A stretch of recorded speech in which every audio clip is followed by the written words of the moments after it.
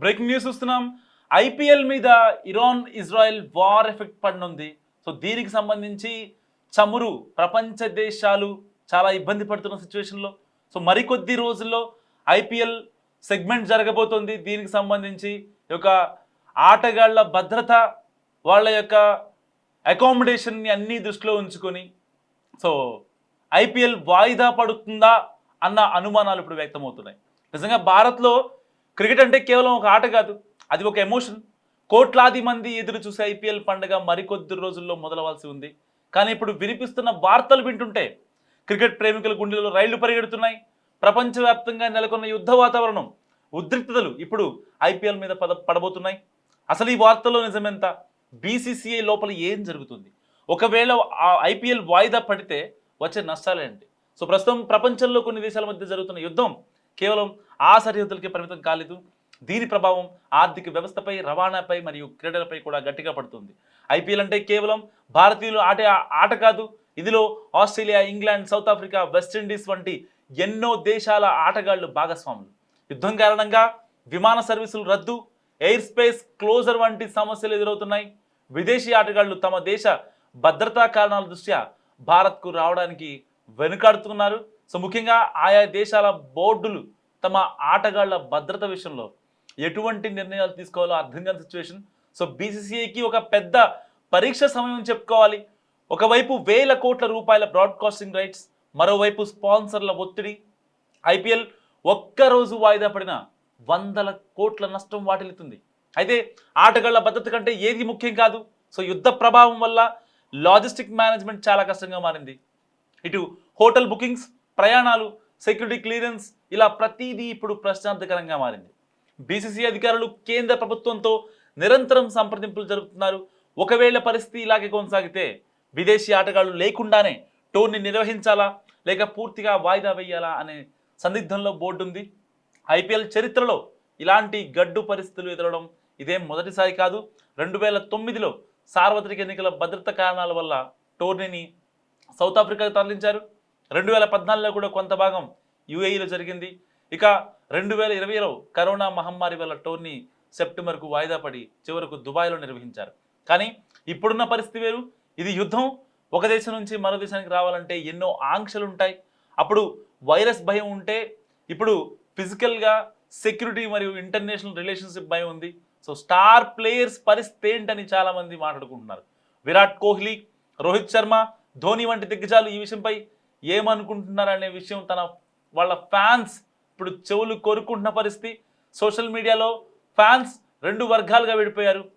ఒక వర్గం దేశ భద్రత, ప్రపంచ శాంతి ముఖ్యం అంటే క్రికెట్ తర్వాత ఆడుకోవచ్చు అంటుంటే, ఇంకో వర్గం క్రికెట్ మనల్ని ఒత్తిడి నుంచి దూరం చేస్తుంది, సో టోర్నీ జరగాల్సిందే అని కోరుకుంటున్నారు.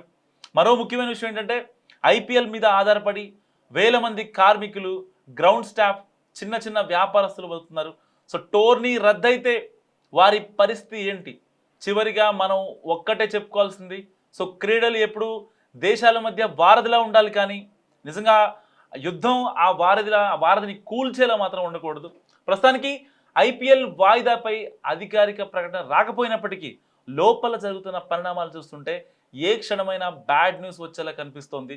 అయితే క్రికెట్ ప్రేమికులుగా మనం కోరుకునేది ఒకటే, యుద్ధం ఆగిపోవాలి, శాంతి నెలకొనాలి. అప్పుడే మనకు ఇష్టమైన ఆటను మనసారా ఆస్వాదించగలం. మరి మీరేమనుకుంటున్నారో కూడా మస్తుగా కామెంట్ చేయండి. అండ్ ఐపీఎల్ వాయిదా వేయడం సరైన నిర్ణయమేనా లేకపోతే షెడ్యూల్ ప్రకారం జరగాల? సో మీ అభిప్రాయం కూడా మస్తుగా కామెంట్ చేయండి. సో ఐపీఎల్ అంటే ఒక ఆట మాత్రమే కాదు, అదొక అవుట్ అండ్ అవుట్ ఎంటర్టైన్గా పేరు తెచ్చుకుంది ఐపీఎల్. ఒక్కసారి గ్రౌండ్లో ఎంటర్ అయిన ప్రేక్షకుడు మ్యాచ్ ముగిసేదాకా క్షణక్షణం ఉత్కంఠ ఫీల్ అయ్యేలాగా ఎక్కడ బోర్ కొట్టకుండా చూడటంలో ఐపీఎల్ విజయవంతమైంది. ఒక సినిమా చూసినంత సేపట్లో మ్యాచ్ అయిపోతుండడం, సినిమా కంటే మించిన వినోదం లభిస్తుండడంతో ప్రేక్షకులు కూడా ఐపీఎల్ అంటే ఎక్కడ లేని ఆసక్తి చూపిస్తున్నారు. కేవలం క్రికెట్ మాత్రమే చూపిస్తే బిజినెస్ జరగదు. సో క్రికెట్తో పాటు ఆట, పాట, లేజర్ విన్యాసాలు, ఇలా అన్నింటినీ సమపాళ్లలో రంగరిస్తోంది ఐపీఎల్. సో కేవలం ఐపీఎల్ మ్యాచ్లకి కాదు, ఐపీఎల్ ఓపెనింగ్ సెరమనీకి కూడా ప్రత్యేకంగా అభిమానులు ఉన్నారు. ఓపెనింగ్ సెరమనీ సందర్భంగా వచ్చే ప్రకటనలకు రేటు వేరే లెవెల్లో ఉంటుంది. సో అభిమానుల క్రేజ్ను క్యాష్ చేసుకుంటున్న ఐపీఎల్ ప్రపంచంలోనే రిచెస్ట్ క్రికెట్ లీగ్గా మారిపోయింది. ఏటేటా ప్రస్తుతం క్రికెట్ ప్రపంచాన్ని భారత్ శాసిస్తుందనడంలో ఏమాత్రం సందేహం లేదు. ఇప్పుడు పురుషులు మహిళల క్రికెట్ 2 విభాగాలను బలమైన టీం ఉన్న భారత్ పలువురు యువ ప్రతిభావంతులను సానబెడుతూ క్రికెట్లో తన భవిష్యత్తుకు డోకా లేదని చాటుతోంది. మొన్నటి T20 వరల్డ్ కప్లో ఆడిన మెజార్టీ టీముల్లో భారత్ సంతతి ఆటగాళ్ళు ఉండడం మన దగ్గర క్రికెట్ ప్రతిభకు తిరుగులేని నిదర్శనం. సో దీనికి తోడు ఐపీఎల్ భారత్ క్రికెట్ ముఖచిత్రంతో పాటు మొత్తంగా ప్రపంచ క్రికెట్ తీరునే మార్చేస్తుందనడం ఏమాత్రం సందేహం లేదు. ఐపీఎల్లో ఎప్పుడు ఏం జరుగుతుందో అన్న ఉత్కంఠ తారాస్థాయిలో ఉంటుంది. ఏ టీము తక్కువగా అంచనా వేయలేని పరిస్థితి ఉంటుంది. దీంతో ఐపీఎల్ బిజినెస్ కూడా ఊహకు అందని రేంజ్లో జరుగుతుంది. కార్పొరేట్ కంపెనీలు వేల కోట్ల రూపాయలు కుమ్మరిస్తున్నాయి. ఇండియా కంపెనీలే కాకుండా విదేశీ కంపెనీలు కూడా ఐపీఎల్పై ఎక్కడ లేని ఆసక్తి చూపిస్తున్నాయి. ఒక్కసారి ఐపీఎల్ స్పాన్సర్షిప్ వస్తే చాలు తమ బిజినెస్ రాతే మారిపోతుందని బలంగా నమ్ముతున్నారు చాలామంది. ఐపీఎల్ లీగ్ మ్యాచ్కు ఒక రేటు, నాకౌట్ మ్యాచ్లకు మరో రేటు, సో క్వాలిఫైర్లకు ఓ రేటు, ఫైనల్ మ్యాచ్కు మరో రేటు, ఇలా మ్యాచ్కు ప్రకటన రేటు మారిపోతూ ఉంటుంది. ఐపీఎల్ మ్యాచ్ల సందర్భంగా వినిపించే మ్యూజిక్ కూడా ప్రత్యేక ఆకర్షణ చెప్పుకోవాలి. సో బ్యాట్స్మెన్ 4-6 కొట్టినప్పుడు చీర్ గర్ల్స్ డాన్సులు, బౌలర్ వికెట్ తీసినప్పుడు వచ్చే ప్రత్యేకమైన మ్యూజిక్, ఇవన్నీ యూత్ను విశేషంగా ఆకట్టుకుంటున్నాయి. సాధారణ క్రికెట్ ప్రేక్షకులతో పాటు మ్యూజిక్ లవర్స్ ఎంటర్టైన్మెంట్ అంటే ఇష్టపడే ప్రతి ఒక్కరూ ఐపీఎల్కు క్యూ కడుతున్నారు. క్రికెట్పై అభిమానుల్లో ఉండే ఆసక్తిని బీసీసీఐ క్రమంగా క్యాష్ చేసుకోవడం మొదలుపెట్టింది. క్రికెట్ గేమ్ రూపాంతరం చెందుతున్న కొద్దీ, టీమిండియా విజయాల శాతం పెరుగుతున్న కొద్దీ ఇండియాలో క్రికెట్ బిజినెస్ కూడా ఇంతింతై వటుడింతై అన్నట్టుగా పెరుగుతూ వస్తుంది. ఆటగాళ్లు వేసుకునే జెర్సీ దగ్గర నుంచి స్టేడియంలో అమ్ముడయ్యే టికెట్ల దాకా, టెలికాస్ట్ రైట్స్ నుంచి స్టేడియం బౌండరీ లైన్ దగ్గర కనిపించే ప్రకటనల దాకా అన్ని కాసులు కురిపిస్తున్నాయి.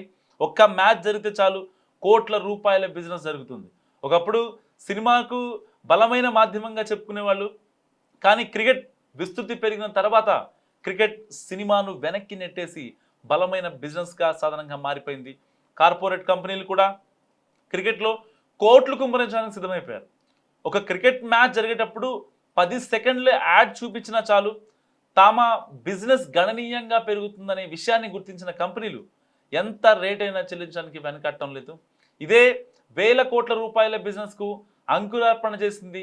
కాలానికి తగ్గట్టుగా మారడం కూడా క్రికెట్కు అతిపెద్ద అడ్వాంటేజ్ అయింది. సో టెస్ట్ క్రికెట్పై జనానికి బోర్ కొట్టగానే వన్డేలు వచ్చేసాయి. వన్డేలు కూడా ఇంతేనా అనుకునే టైంలో T20 క్రికెట్ వచ్చేసింది. సో ఇక T20 క్రికెట్ మజాను మరింత పెంచుతూ ఐపీఎల్ రంగ ప్రవేశం చేసింది. ఇలా ఎప్పటికప్పుడు క్రికెట్లో వచ్చిన కొత్తదనం, పటిష్టమైన ఫ్యాన్ బేస్ను ఏర్పాటు చేసింది ఐపీఎల్. బాలీవుడ్లో ఎంత సూపర్ స్టార్ సినిమా అయినా దేశంలో 100 కోట్ల మంది చూస్తారని గట్టిగా చెప్పలేం, కానీ క్రికెట్ మ్యాచ్ జరిగితే మాత్రం దాదాపు 100 కోట్ల మంది చూడటం గ్యారంటీ అనేందుగా క్రికెట్ ఎదిగింది. బిజినెస్ చేయాలంటే కస్టమర్లే ముఖ్యం.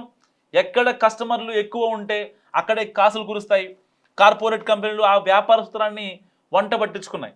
సో క్రికెట్పై అభిమానులకు ఉండే క్రేజ్ను క్యాష్ చేసుకుంటూ విభిన్నంగా యాడ్లు రూపొందించి సొమ్ము చేసుకుంటున్నాయి. సో తమ ప్రొడక్ట్ గురించి చెప్పే యాడ్లో క్రికెట్ను మిళితం చేయడం ద్వారా కోట్లాది మందిని ఆకర్షిస్తున్నాయి. బీసీసీఐ ప్రపంచంలోనే అత్యధిక ధనిక బోర్డుగా ఎదిగిందంటే దానికి కేవలం క్రికెట్ అభిమానులు, ప్రపంచవ్యాప్తంగా పేరు ప్రఖ్యాతులున్న స్టార్ ఆటగాళ్లు మాత్రం కారణం కాదు. అద్భుతమైన మార్కెటింగ్ స్ట్రాటజీ కూడా ఒక రీజన్ అని చెప్పాలి. టీమిండియా కంటే ఎక్కువ విజయాలు సాధిస్తున్న జట్లు దశాబ్దాల తరబడి క్రికెట్ను ఏలిన దేశాలు కూడా ఆశ్చర్యపరిచేలా క్రికెట్ మార్కెట్ను నిర్మించింది బీసీసీఐ. ఒకప్పుడు టీమిండియా గెలిస్తే ఓడితే జరిగే బిజినెస్లో తేడా ఉండేది, కానీ ఇప్పుడు టీం గెలిపోవటంతో సంబంధం లేకుండా ఓ రేంజ్లో బిజినెస్ జరుగుతుంది. టీమిండియా గెలిస్తేనే బిజినెస్ జరుగుతుంది అనుకునే రోజులు పోయి టీమిండియా ఆడితే చాలు, సో టీమిండియా ఆడితే చాలు అనుకునే స్టేజ్కి వచ్చేసింది. టీమిండియా బిజినెస్ బ్యాంకింగ్ చూసి ఐసీసీ కూడా టీమిండియా షెడ్యూల్కు అనుగుణంగా టోర్నీలు ప్లాన్ చేయడం మొదలుపెట్టింది.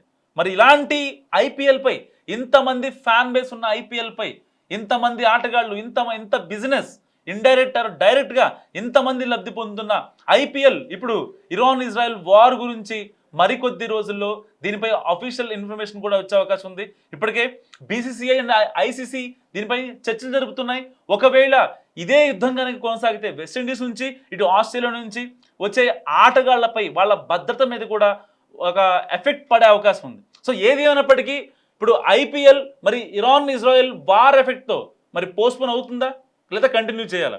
ఆన్ డిమాండ్ చాలామంది ఎవరైతే క్రికెట్ అభిమానులు ఉంటారో పర్టికులర్గా ఐపీఎల్ని ఇష్టపడే వాళ్ళు ఉంటారో వాళ్ళు చెప్తుంది ఒకటే, ఎట్టి పరిస్థితుల్లో మాకు ఆట కావాలి అని చెప్తున్నారు. కొంతమంది దేశాన్ని అభిమానించే వాళ్ళు ఏం మాట్లాడుతున్నారు, తర్వాత క్రికెట్ కానీ లేకపోతే ఏదైనా స్పోర్ట్స్ అనేవి తర్వాత ఫస్ట్ దేశ భద్రత ముఖ్యమని చెప్తున్నారు. మరి ఇలాంటి నేపథ్యంలో అసలు ఐపీఎల్ జరగాల వద్దా? మాస్టర్ కామెంట్ చేయండి.